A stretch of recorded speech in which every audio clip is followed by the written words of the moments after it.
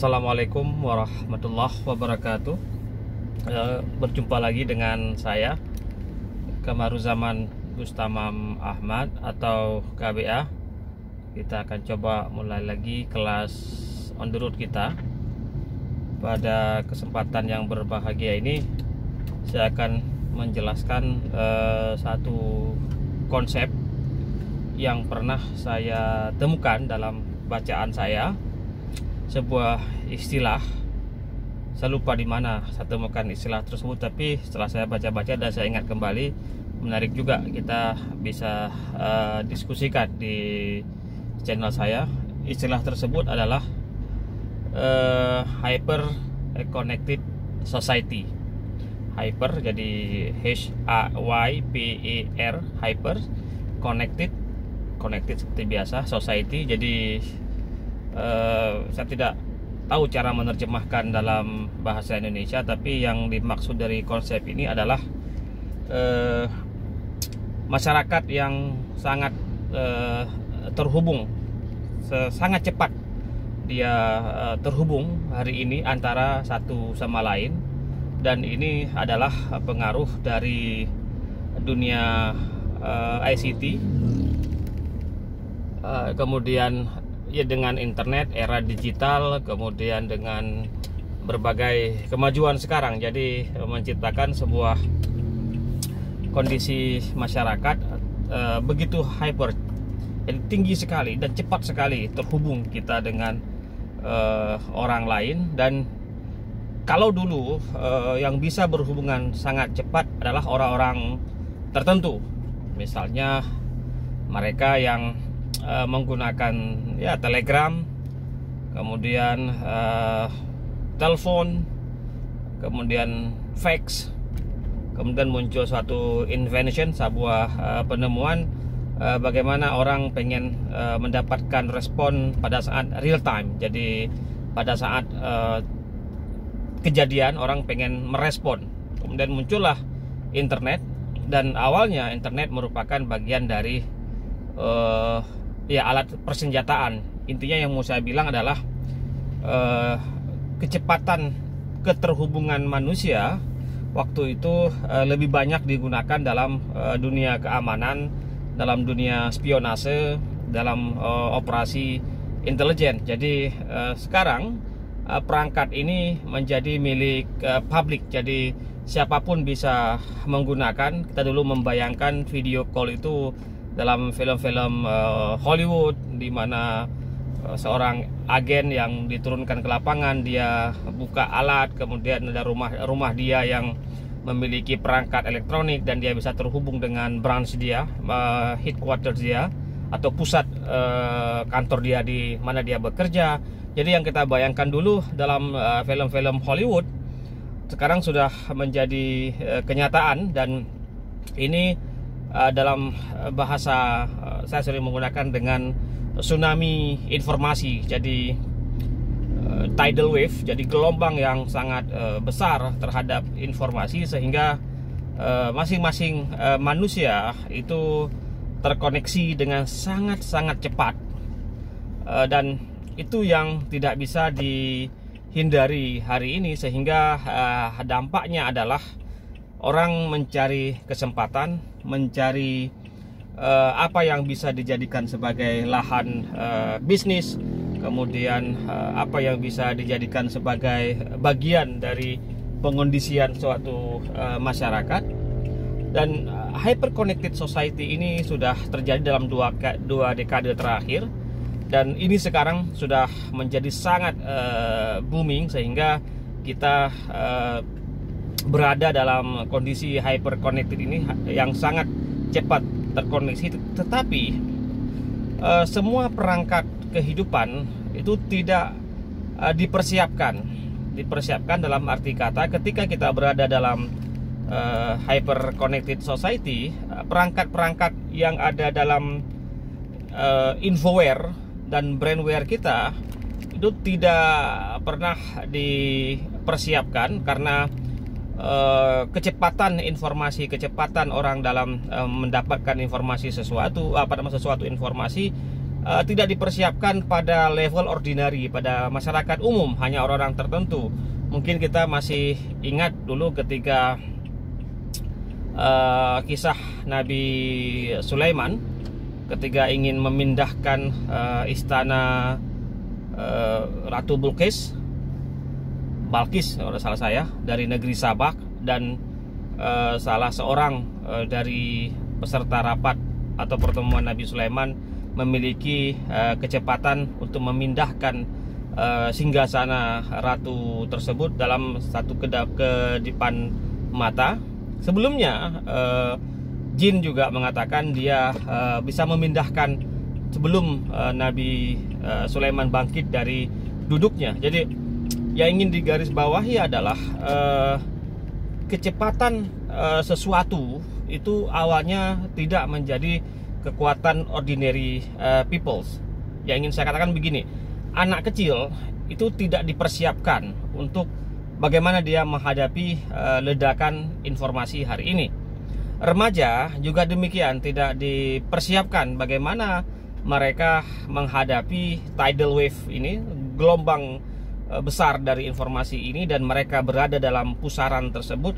Tidak ada persiapan karena orang-orang yang memiliki kapasitas hyper-connected society ini adalah orang-orang khusus. Bahkan kemudian ada juga orang yang mampu berkomunikasi jarak jauh melalui telepati, atau dia bisa juga membaca gelombang otak seseorang dari jarak jauh. Jadi pada gelombang tertentu dia bisa masuk dalam alam pikiran seseorang dan dia bisa bahkan mengendalikan, jadi mind control.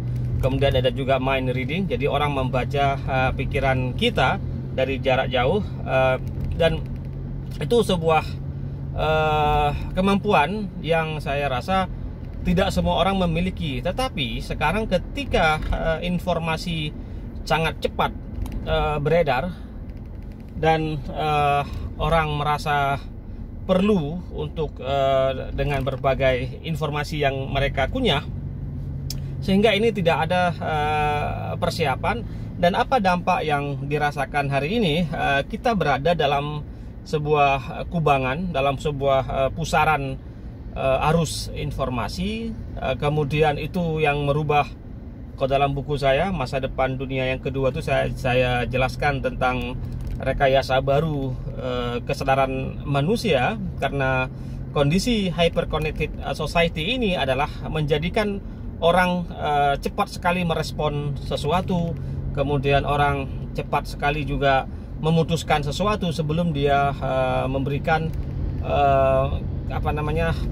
pemikiran, pendalaman, kemudian menimbang-nimbang. Dan ini saya rasa memang ada saya bawa buku.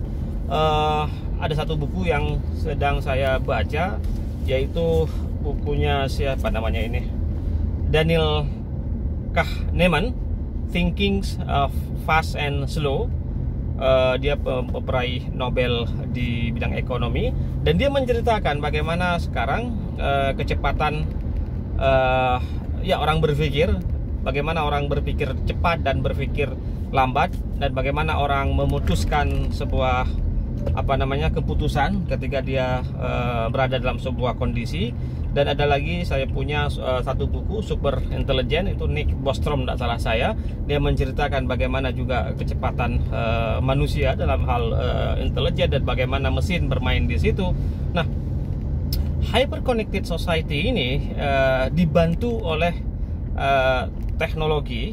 Jadi teknologi yang menciptakan kita berada di alam hyper connected society ini.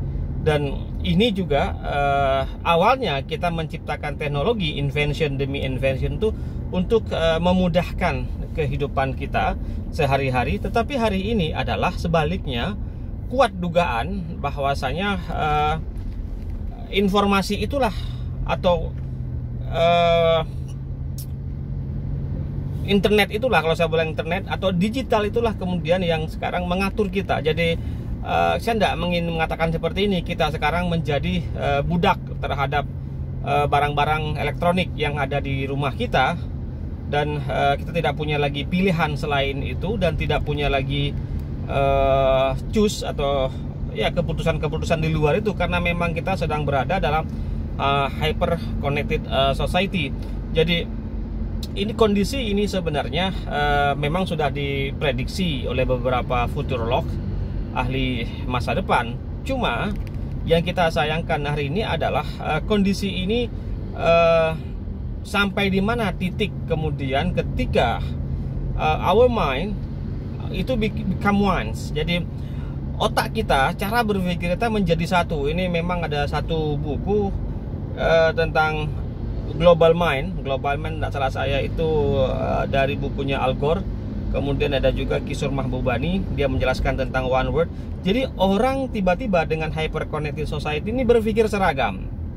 Jadi ada banyak kesamaan orang berpikir, karena kesamaan berpikir itu disebabkan antara lain karena kesamaan dia mengunyah informasi di dalam dunia digital. Sehingga kita, apakah kemudian kita yang mengatur informasi atau mengatur pengetahuan yang beredar di alam maya, atau sebaliknya alam maya sekarang sudah mengatur kita. Jadi alam maya itu sudah masuk ke dalam wilayah kesadaran kita, sehingga suka tidak suka sekarang hari ini dengan kondisi hyper connected society, masyarakat tidak lagi menjadi otonom, individu tidak lagi menjadi independen, dia tidak menjadi, meskipun dia mengatakan dia bebas, sebenarnya dia tidak. Karena apa? Karena kebebasan dia is being controlled. Jadi kebebasan dia itu sedang dikontrol, dan dalam bahasa Inggris aided atau assisted, dibantu oleh teknologi. Dan itu kemudian yang menciptakan manusia yang mungkin orang sekarang sudah mulai memasuki sebuah alam baru, yaitu transhumanism. Jadi bisa jadi kita menjadi setengah manusia, kemudian setengah kita adalah ya boleh dikatakan robot, meskipun kita belum ada barang-barang perangkat besi atau logam dalam tubuh kita yang terkonek dengan internet. Tapi diduga kuat itu akan terjadi di beberapa tahun yang akan datang. Cuma jika fase ini tidak dipersadarkan, jadi dipersadarkan bahasa saya, kepada generasi muda, maka saya mengkhawatirkan akan terjadi sebuah ledakan besar. Ledakan besar adalah ledakan jadi ketika informasi terstruktur dalam pikiran orang, dan dia memiliki gudang atau store dalam pikiran dia, itu pada saat tertentu nanti akan meledak.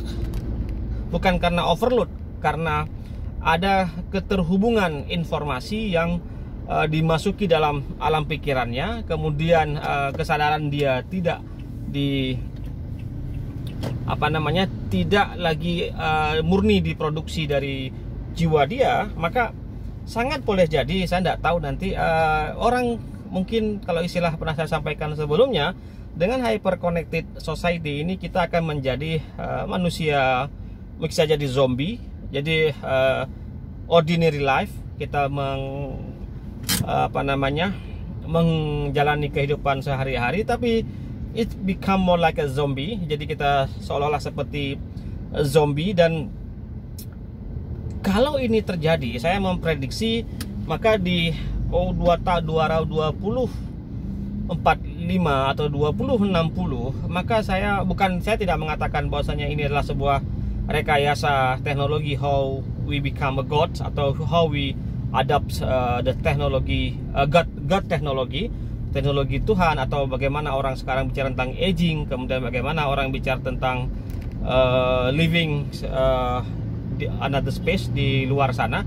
Tapi yang ingin saya jelaskan adalah, jika nanti produksi kesadaran dalam era hyper connected ini, society ini mencapai puncaknya, maka kita sebenarnya, saya ingin mengatakan seperti ini, kita sudah mati sebelum mati. Jadi kita ya matinya the death of our consciousness, or the death of reproduction of our consciousness. Jadi kematian produksi kesadaran, atau kita memiliki new move of production of consciousness. Jadi model baru produksi kesadaran manusia, dan itu kemudian yang boleh jadi kita akan menjadi budak, slave for our own teknologi terhadap slave tadi saya katakan our own product. Jadi kita melakukan invensi, kita melakukan berbagai